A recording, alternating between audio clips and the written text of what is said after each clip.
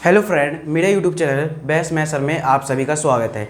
आज की इस वीडियो में हम क्लास 9th का चैप्टर नंबर 4 के एक्सरसाइज 4.2 के क्वेश्चन नंबर 1 को समझेंगे।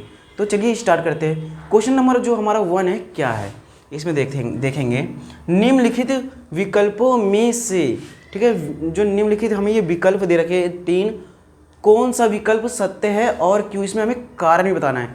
ये जो हमें विकल्प दे रखे हैं कौन से सत्य है और क्यों। तो देखिए यहाँ पर क्या है, y बराबर 3x प्लस 5 का, y बराबर 3x प्लस 5 का। तो इसमें देखिए इसमें क्या कह रहा है, एक अद्वितीय हल है, केवल 2 हल है या अपरिमित रूप से अनेक हल है। तो देखिए हमारा एक अद्वितीय हल इसका नहीं होगा, ठीक है, पहला तो हमारा रॉन्ग है। उसके बाद दूसरा क्या है, केवल 2 हल है, नहीं, इसमें केवल 2 हल नहीं हो सकते। अभी कारण की भी व्याख्या करेंगे। उसके बाद अपरिमित रूप से अनेक हल है, ये हमारा राइट है, ठीक है, ये हमारा राइट है। अब यहाँ पर हम रफ करके इसके बारे में थोड़ा समझते हैं, ठीक है। यहाँ पर मैं लिखूँगा रफ, उसके बाद आप समझिए। यहाँ पर समझिए कि जो हमें ये जो दे रखा है ये हमारा क्या रैखिक समीकरण है, ठीक है। अब रैखिक समीकरण है, अब मान लीजिए यहाँ पर जैसे कि मान लीजिए y बराबर क्या है हमारा 3x प्लस 5।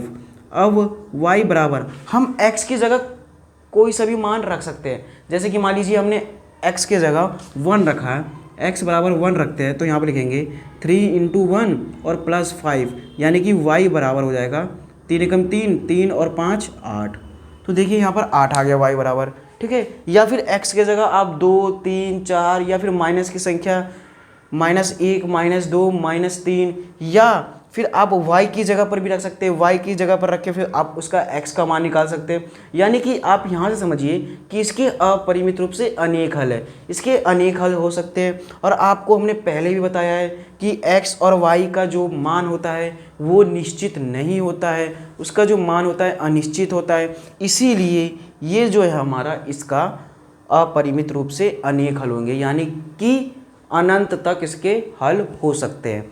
तो देखिए इसमें कारण कैसे लिखेंगे, तो हम लिखेंगे यहाँ पर, ये लिख देंगे, आंसर लिखेंगे,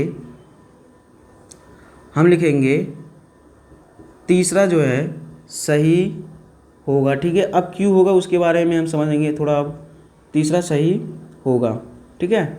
अब उसके बाद देखिए क्यों होगा, क्योंकि यह एक रैखिक समीकरण है, ठीक है, यह एक रैखिक समीकरण है।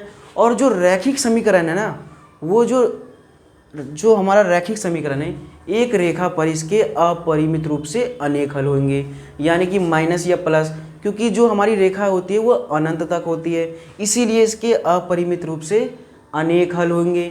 और ये जो हमारा है इसमें देखिए आप x या y का मान रखकर आप इसके अनेक हल निकाल सकते हैं। आप x के मान रख के y का मान निकाल सकते हैं, y का मान रखकर x का मान निकाल सकते हैं। इसमें अनेक हल है। तो कारण क्या लिख देंगे हम, यहाँ पर कारण लिखेंगे यह एक रैखिक समीकरण है, ठीक है। पहला तो हमने ये लिख दिया, यह एक रैखिक समीकरण है, आपको यहाँ तक समझ में आ गया। उसके बाद ये जो है रेखा पर लिखेंगे तीसरा, इसमें इसी में लिखेंगे तीसरा का, ये जो हमारा तीसरा सही है। और क्या लिख सकते हैं, और लिखेंगे ये जो है लिखेंगे रैखिक समीकरण, ये जो हमारा लिखा है रैखिक समीकरण रेखा पर अपरिमित,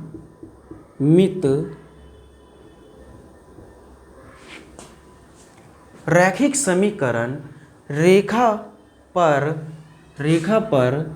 ठीक है, रेखा पर अपरिमित रूप से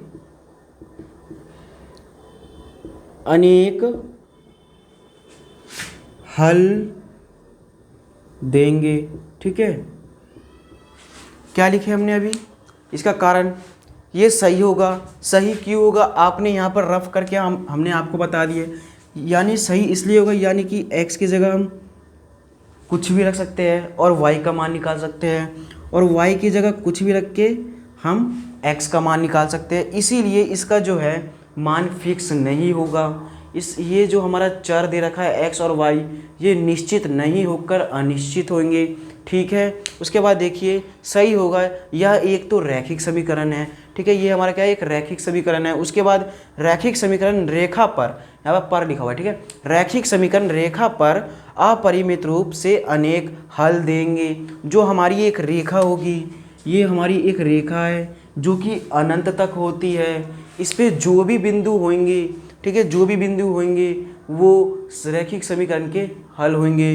लिख देंगे रेखा पर, लिखेंगे रेखा पर जो भी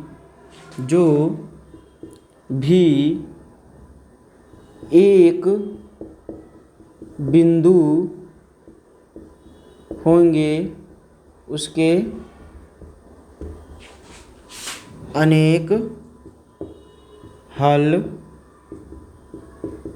होंगे। ठीक है, ये हो गया। हमने क्या लिखा, अब थोड़ा आप दोबारा से समझिए। हमने ये तो समझ लिया x और y वाला, ठीक है, अपरिमित रूप से अनेक जो हमारा होगा अपरिमित रूप से अनेक हल होंगे, ये भी समझ लिए। लेकिन इसका कारण किस प्रकार से लिखेंगे, लिखेंगे कारण, ये सही है क्योंकि यह तो एक रैखिक समीकरण है, जो कि चैप्टर का नाम ही है दो चर वाले रैखिक समीकरण। तो ये एक रैखिक समीकरण है जिसमें एक चर x है और दूसरा y है।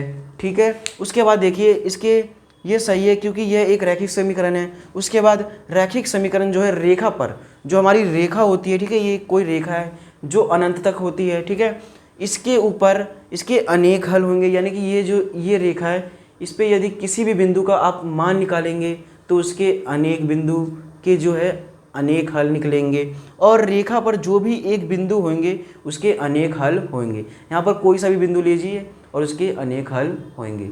आई होप आपको जो क्वेश्चन नंबर एक्सरसाइज 4.2 का है, वो क्वेश्चन नंबर फर्स्ट अच्छे से समझ में आ गया होगा। आपको इसमें ज़्यादा कुछ नहीं करना, बस इतना आपको समझना ज़रूरी था।